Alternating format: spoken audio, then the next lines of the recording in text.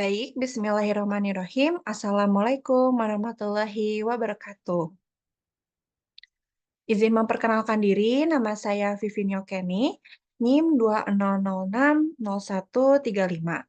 Program Studi Pendidikan Guru Sekolah Dasar, Fakultas Ilmu Pendidikan IKIP Siliwangi.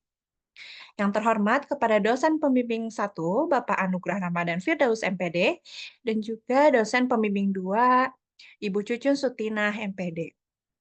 Dalam kesempatan kali ini, izinkan saya mempresentasikan hasil penelitian skripsi saya mengenai penggunaan model inquiry terbimbing untuk meningkatkan kemampuan berpikir kritis pada materi perpindahan kalor siswa kelas 5 sekolah dasar.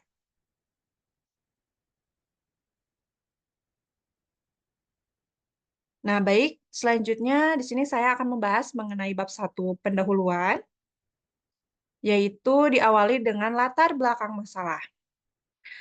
Nah, keterampilan berpikir kritis menjadi sangatlah penting di abad ke-21 karena kemajuan teknologi, globalisasi, dan perubahan cepat di berbagai sektor. Nah, seperti yang kita ketahui, keterampilan pada abad ke-21 ini bisa dikenal dengan 4C, yaitu diantaranya ada communication, collaboration, critical thinking, dan juga creativity. Nah, yang di mana saya akan membahas mengenai keterampilan berpikir kritisnya. Karena menurut saya, berpikir kritis ini sangatlah penting, karena berpikir kritis ini merupakan kompetisi utama di antara keterampilan lainnya. Hingga bisa dianalogikan yaitu, induk dari kompetisi lainnya. Mengapa, itu bisa terjadi? Karena,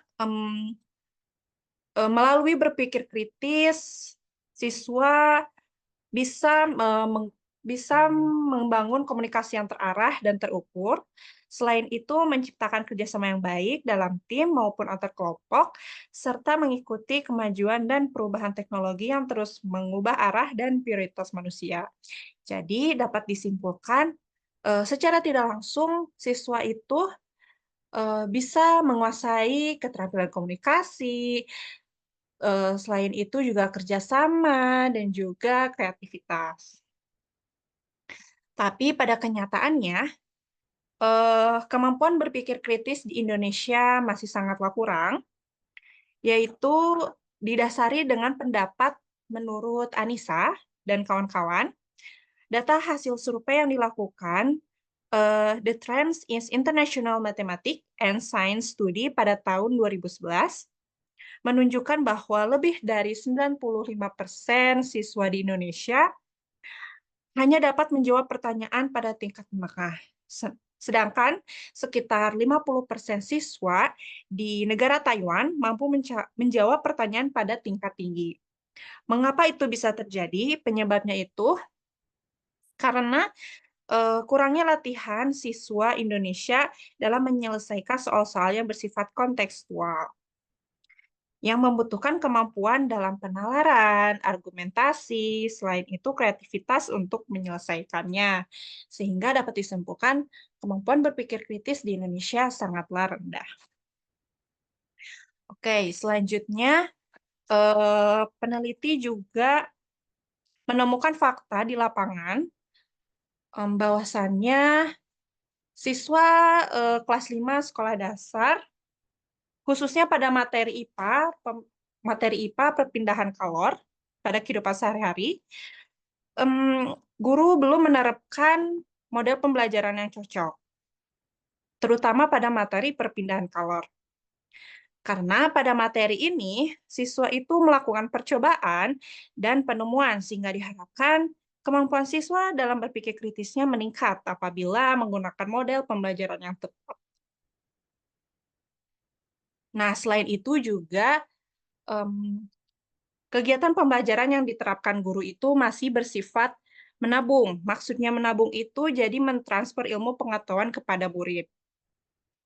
Hal ini didukung oleh pendapat Rukajat. Jadi strategi pembelajaran tradisional ini lebih berpusat pada guru. Jadi siswa hanya hafalan, selain itu mendengar maupun mencatat yang hingga pada akhirnya kegiatan pembelajaran terasa membosankan dan juga terasa kaku, kurang efektif dan, pembelajaran didominasi oleh guru. Sehingga dapat disimpulkan bahwasanya materi pembelajaran IPA yang diajarkan kurang maksimal dan juga, kemampuan berpikir kritisnya juga rendah. Nah, upaya upaya yang bisa dilakukan ialah, eee, mencari suatu model pembelajaran yang berpusat pada siswa, yang menekankan pada keingintahuannya yang tinggi dan, pengalaman belajar yang lebih bermakna. Nah, salah satu model pembelajaran yang mendukung hal ini ialah model inquiry. Karena model ini berpusat pada siswa dan juga terlibat langsung pada proses inquiry, yaitu seperti merumuskan masalah, mengumpulkan data, berdiskusi, dan berkomunikasi. Tapi, tidak hanya itu juga peserta didik, membutuhkan guru sebagai pengarah dan juga pembimbing sehingga siswa menjadi aktif. Maka dari itu peneliti, eee, mengharapkan model pembelajaran seperti inquiry terbimbing karena akan memberikan pengalaman belajar yang baru, sehingga membutuhkan bimbingan dari guru, eee, dan tuntutan guru menggunakan prosedur yang tepat, sehingga meningkatkan kualitas pembelajaran yang baik. Nah, rumusan masalah. Yang pertama yaitu apakah terdapat peningkatan kemampuan berpikir kritis materi perpindahan kalor pada siswa kelas 5 SD melalui penerapan model inquiry terbimbing. Yang kedua, bagaimana respon siswa kelas 5 sekolah dasar terhadap model inquiry terbimbing yang digunakan untuk meningkatkan kemampuan berpikir kritis mereka tentang materi perpindahan kalor.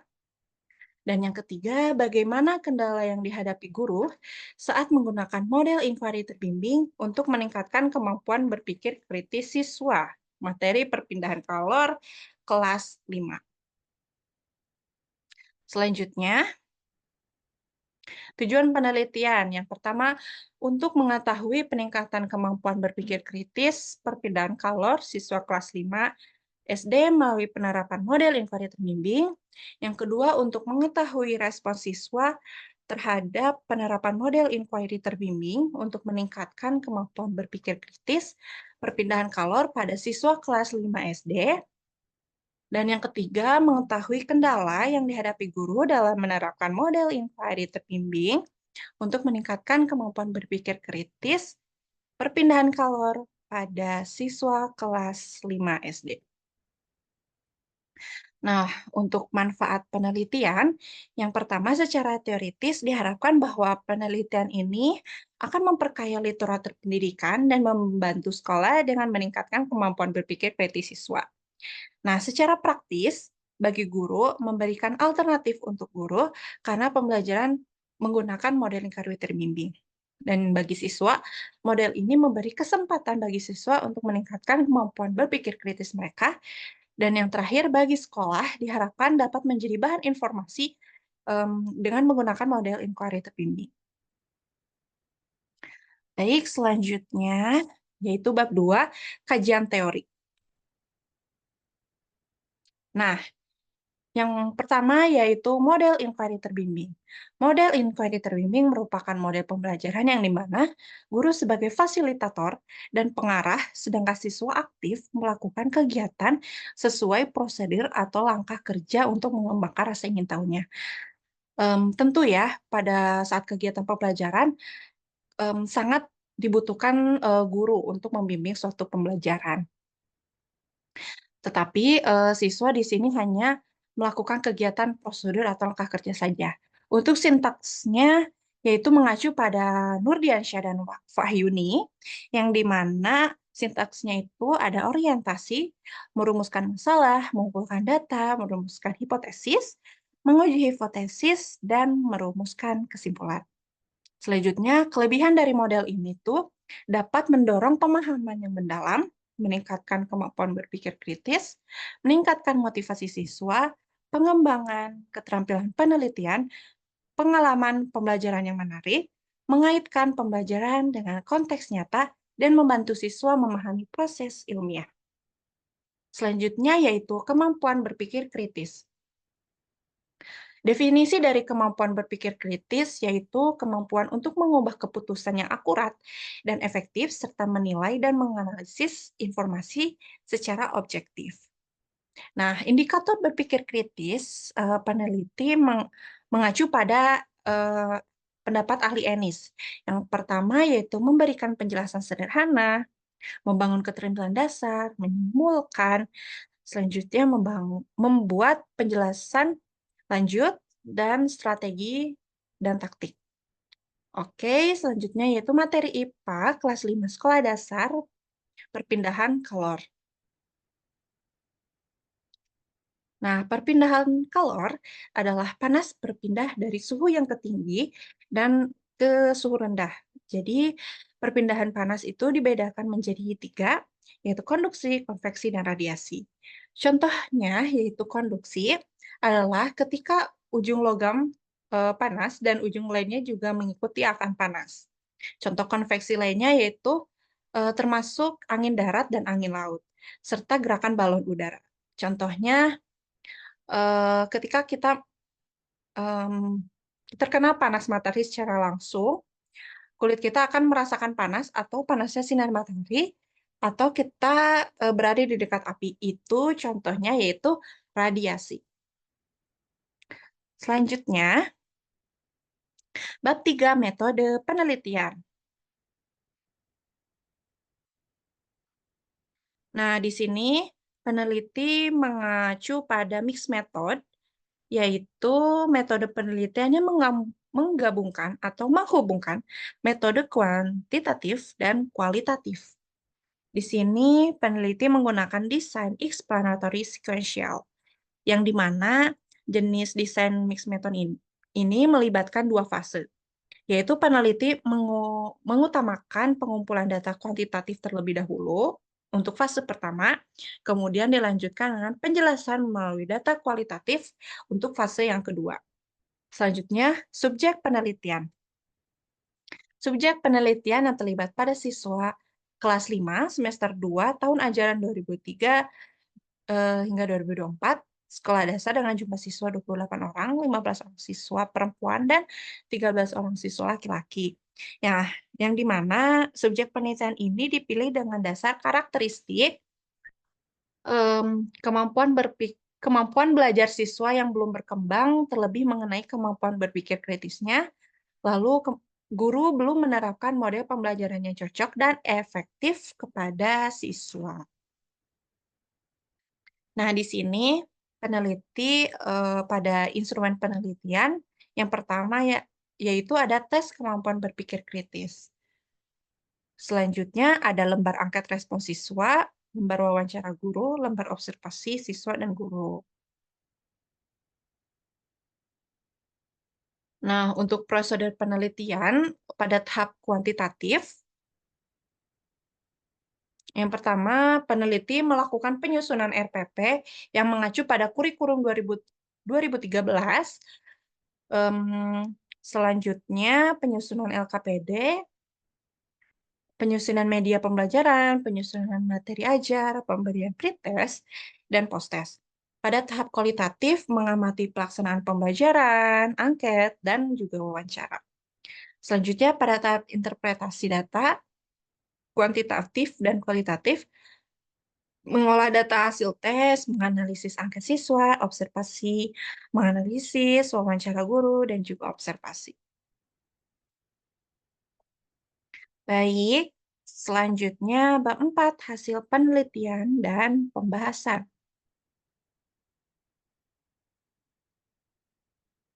Nah, di sini peneliti akan membahas pada rumusan masalah yang pertama, yaitu peningkatan kemampuan berpikir kritis IPA kelas 5 sekolah dasar menggunakan model inquiry terbimbing.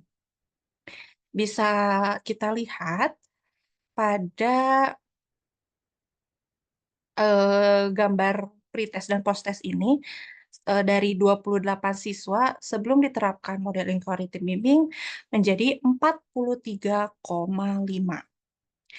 Dan nilai terendahnya itu 10, nilai tertinggi 70. Hasil menunjukkan 2 orang siswa termasuk tuntas dan 26 orang siswa belum tuntas.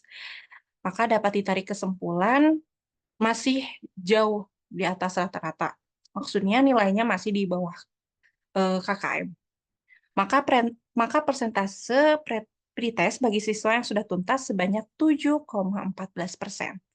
Kemudian hasil rata-rata post-test setelah diterapkan model inquiry terbimbing menjadi 68,5 dengan nilai terendahnya 40 dan tertinggi 10. Hasil menunjukkan 17 orang siswa termasuk tuntas dan 11 orang siswa termasuk belum tuntas. Hal ini dapat disimpulkan bahwasannya untuk kemampuan belajar siswa pada nilai post-test setelah diberi perlakuan terdapat peningkatan menggunakan model tersebut. Kemudian pada rata-rata endgain yaitu 0,42, termasuk kategorinya sedang. Kemudian diperoleh hasil uji normalitas untuk pada pretest 0,076 normal dan juga posttest 0,094 normal. Nah, di sini peneliti mengacu pada kolom Shapiro-Wilk. Selanjutnya, secara keseluruhan nilai pretest maupun posttest keduanya lebih besar dari 0,05. Dengan demikian, kedua data dinyatakan berdistribusi normal. Hipotesis yang digunakan hipotesis pertama, yaitu HO, diterima, dan H1 ditolak, artinya data tersebut berasal dari sampel yang berdistribusi normal.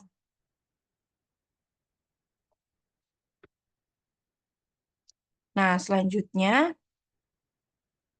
uji homogenitas dapat dilihat bahwa menunjukkan hasil 0,636. Artinya nilai tersebut lebih besar dari 0,05, sehingga dapat ditarik kesimpulan data dinyatakan homogen. Hipotesis yang berlaku adalah H0 diterima dan juga H1 ditolak. Maksudnya, terdapat variansi tes antara p-test dan post-test. Selanjutnya, untuk uji part sample t-test, nilai signifikansi 0,000.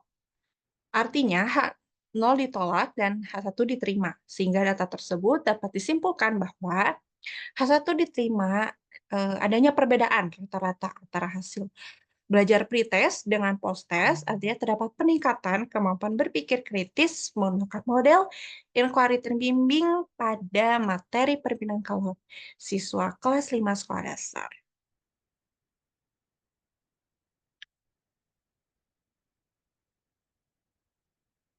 Baik, selanjutnya, berdasarkan hasil penelitian menunjukkan bahwa siswa telah meningkatkan kemampuan berpikir kritisnya menggunakan model inquiry ini. Nah, pendapat ini selaras dengan King dan kawan-kawan. Ini bisa terjadi karena kita bisa melihat dari kelebihan model ini, karena mereka itu dapat meningkatkan kemampuan siswa untuk menerapkan teori ke dalam praktik dan meningkatkan kemampuan berpikir kritis mereka. Kemudian, berdasarkan data persentase per indikator kemampuan berpikir kritis, yaitu membangun keterampilan dasar, menunjukkan hasil pada saat pretest maupun post-test sama-sama memperoleh skor terendah. Hal ini serupa dengan penelitian sebelumnya, yaitu Wahyuni 2020, karena siswa belum dapat melakukan pengamatan untuk menemukan jawaban yang relevan atau konkret dari pengalaman langsung melalui percobaan. Kemudian pada indikator memberikan penjelasan sederhana menunjukkan hasil baik pretest maupun posttest sama-sama memperoleh skor tertinggi di antara indikator lainnya. Hal ini serupa dengan penelitian sebelumnya, yaitu menurut Hanim, karena mereka itu terlibat dalam proses mengidentifikasi dan merumuskan penjelasan untuk informasi atau materi yang diberikan oleh guru.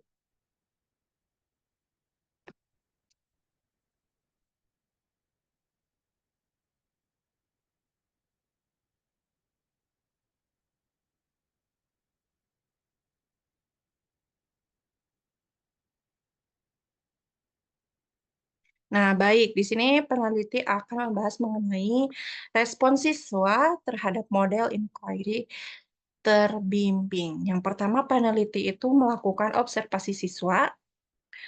Nah, berdasarkan tabel dapat kita lihat, jadi peneliti melakukan observasi keefektifan model inquiry terbimbing selama 3 kali pertemuan, memperoleh termasuk kategori sangat baik. Nah, keseluruhannya bisa kita lihat pada tabel. Pada pernyataan nomor 1, 2, 3, 5, 6, 7, 8, 9, 10, 11, dan 12 menjawab iya dengan persentase 10%. Sementara pernyataan nomor 4 menjawab iya dengan persentase 67,86 dan tidak 39,28. Dapat ditarik kesimpulan karena sebanyak 9 siswa tidak melakukan tanya jawab mengenai masalah yang ditemukan. Kemudian pernyataan nomor 13 dengan persentase 60,71% menjawab iya dan tidak 39,28%, artinya 11 siswa tidak menyimpulkan materi bersama dengan siswa lainnya. Sehingga dapat ditarik kesimpulan, hasil observasi ini menunjukkan bahwa observasi dilakukan pada siswa kelas 5 tentang materi perpindahan kalor menggunakan model inquiry terbimbing menunjukkan hasil yang signifikan dengan rata-rata 94,51% dengan kategori sangat baik.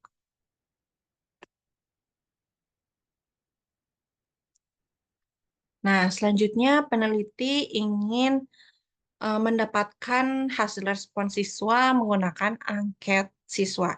Jadi peneliti menyebar lembar angket siswa kepada siswa kelas 5 berjumlah 28 siswa. Nah, dapat kita lihat pada gambar ini, diperoleh kesimpulan bahwa pernyataan pada nomor 1, 2, 3, 4, 5, 6, dan 7 mendapatkan skor tertinggi dengan kategori sangat baik, yaitu 100%. Kemudian untuk nomor pernyataan 8 dan 9, juga 10, termasuk kategori baik. Adapun skor keseluruhan respon siswa yaitu 911,47 dengan rata-rata skor 91,14%. Hal ini termasuk kategori yang sangat baik, sehingga dapat disimpulkan siswa tidak memiliki kesulitan dalam meningkatkan kemampuan berpikir kritis pada kelas 5 menggunakan model inquiry terbimbing.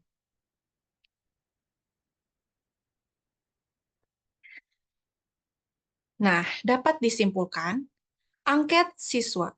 Berdasarkan hasil penelitian, peneliti menyimpulkan bahwasannya angket siswa ini pada seluruh siswa merasa pembelajaran dimulai dengan kegiatan yang sangatlah menarik.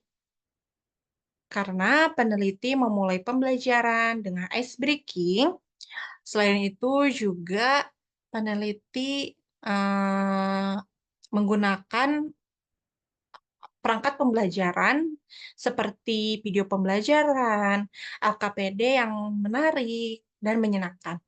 Tak hanya itu, menghubungkan materi dengan kehidupan sehari-hari. Kemudian kegiatan percobaannya pun dianggap sangat membantu dalam belajar. Nah, kendala yang dihadapi siswa yang pertama itu adanya siswa merasa kurang bersemangat karena lingkungannya tidak mendukung. Nah, pendapat ini didukung oleh Nugroho. Itu bisa terjadi karena siswa kehilangan motivasi belajar Karena sering ribut sendiri dan kurang fokus terhadap pembelajaran. Kemudian siswa merasa kegiatan berkelompok itu tidak cocok dengan gaya belajar mereka, cenderung bergantung pada teman yang lebih pandai. Selain itu, siswa mengalami kesulitan dalam mengidentifikasi atau merumuskan jawaban. Hal ini timbul solusi yang dapat dilakukan menurut Elsia. Guru dapat membantu siswa mengembangkan kemampuan ini dengan menyusun hipotesis, dengan mengajukan pertanyaan-pertanyaan yang mendorong mereka memberikan jawaban sementara berdasarkan pengetahuan awal dan kesulitan dalam menyimpulkan hasil percobaan. Selanjutnya, menurut Samaduri, guru itu tidak meluruskan kekeliruan, akan tetapi mereka itu tidak memberikan penguatan untuk materi diskusi dan tidak menjelaskan atau menyimpulkan hasilnya. Sehingga dapat disimpulkan respon siswa dalam meningkatkan kemampuan berpikir kritis mereka berada dalam kategori sangat baik.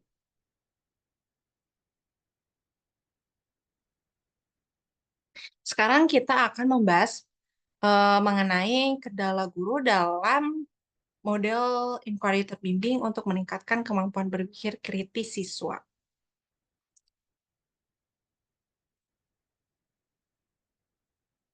Nah, di sini eh, peneliti melakukan pengamatan terlebih dahulu, yaitu observasi, ingin mengetahui apa saja kendala yang dihadapi guru. Bisa kita lihat pada tabel sebelah kanan, hasil observasi guru memperoleh skor tertinggi, yaitu 92,85. Ini termasuk kategori sangatlah baik. Tetapi pada kegiatan merumuskan kesimpulan, guru tidak melaksanakan kesimpulan bersama terhadap siswa yang belum aktif di akhir pembelajaran.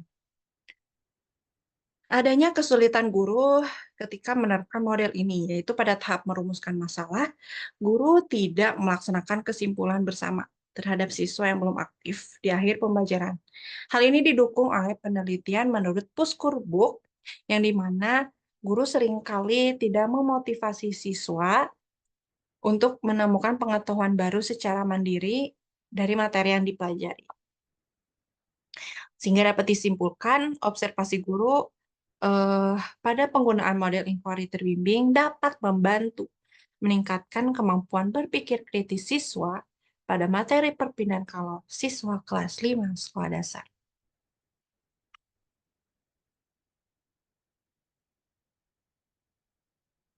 Nah, selanjutnya, peneliti juga melakukan wawancara untuk mengetahui apa saja kendala yang dihadapi guru. Hasil menunjukkan bahwasannya pada pertanyaan ini berjumlah 20 yang diajukan meliputi beberapa aspek. Yang pertama ada aspek persiapan, penerapan, faktor pendukung, kemudian kemampuan berpikir kritis. Berdasarkan hasil wawancara guru, adanya kesulitan yang dialami guru pada aspek penerapan, yaitu pada pertanyaan nomor 3, yaitu kesulitan dalam mengatur waktu dan mengelola kelas. Selain itu, kesulitan dalam membimbing siswa untuk beradaptasi menggunakan model ini. Kemudian pertanyaan nomor 5, guru mengalami kesulitan dalam tahap merumuskan kesimpulan, karena siswa masih belum mampu bagaimana cara mengkomunikasikan kesimpulan dengan jelas dan benar. Selanjutnya, pada aspek berpikir kritis, pada pertanyaan nomor 16, guru mengalami kesulitan ketika menemui siswa yang belum terbiasa dengan proses berpikir tingkat tinggi atau berpikir kritis dan analisa.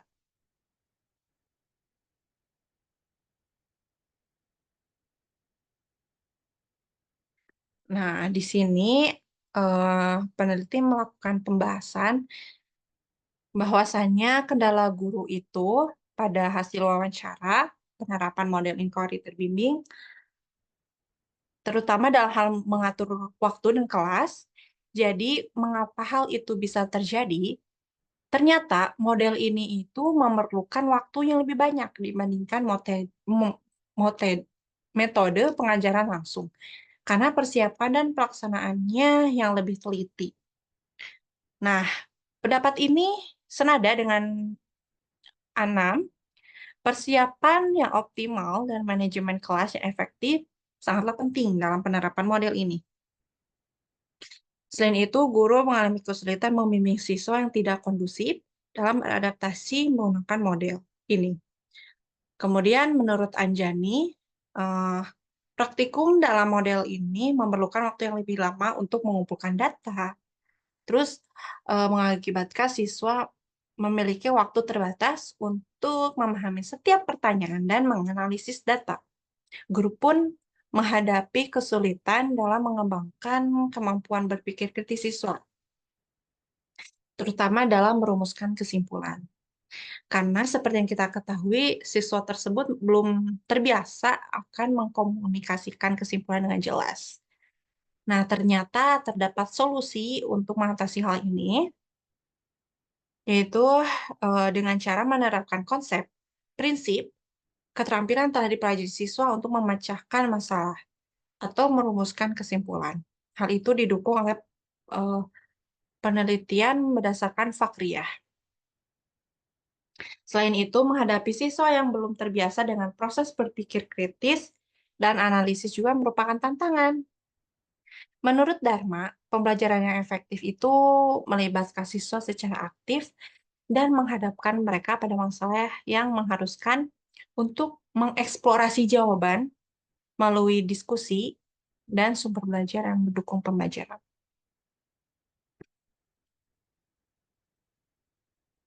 Bab 5, kesimpulan dan saran.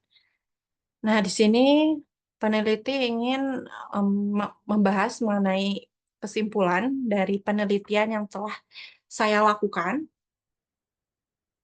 Nah, yang pertama itu, setelah menerapkan model inquiry terbimbing, hasil post-test menunjukkan peningkatan nilai rata-rata yang signifikan dibandingkan nilai pretest sebelumnya, sebelum diterapkan model ini. Hal ini membuktikan bahwasannya ternyata model inquiry itu sangatlah efektif dalam meningkatkan kemampuan berpikir kritis siswa, terutama terlihat pada indikator memberikan penjelasan sederhana yang mencapai kategori baik dan indikator membangun keterampilan dasar mencapai kategori cukup. Selanjutnya, respons siswa terhadap model inquiry terbimbing terlihat pada data lembar observasi yang menunjukkan bahwa siswa memahami pembelajaran model ini. Tetapi pada hasil angket menunjukkan beberapa kendala. Di antaranya, siswa kurang bersemangat, tidak cocok dengan gaya belajar berkelompok, kesulitan mengidentifikasi atau merumuskan jawaban, selanjutnya kesulitan dalam menyimpulkan hasil percobaan. Nah, kesulitan ini eh, disebabkan oleh kurangnya pemahaman dan pengalaman siswa dalam melakukan eksperimen langsung dan merumuskan jawaban yang benar. Dan yang terakhir, guru ternyata mengalami beberapa kendala. Di antaranya, hasil observasi menunjukkan penerapannya sangat baik. Guru menghadapi kesulitan, yaitu merumuskan kesimpulan bersama siswa yang kurang aktif.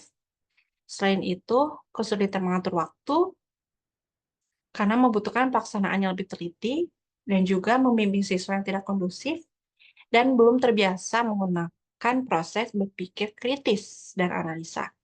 Kemudian model ini pun mengharuskan siswa untuk mengeksplorasi dan mencari jawaban melalui diskusi dan sumber belajar yang mendukung pembelajaran.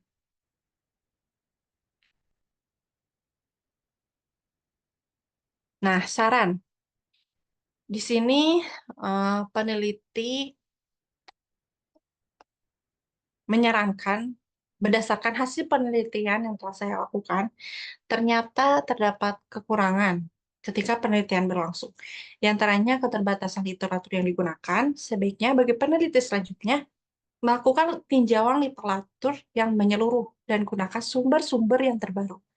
Kekurangan selanjutnya ditemui pada media pembelajaran berbasis IT yang peneliti lakukan ketika em, penelitian berlangsung, yang dimana video pembelajarannya itu masih bersumber dari YouTube dan durasinya pun terlalu panjang.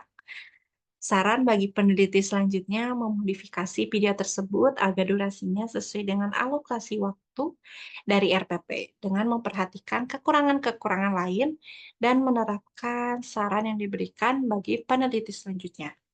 Nah, diharapkan dapat meningkatkan kualitas penelitian mereka. Baik,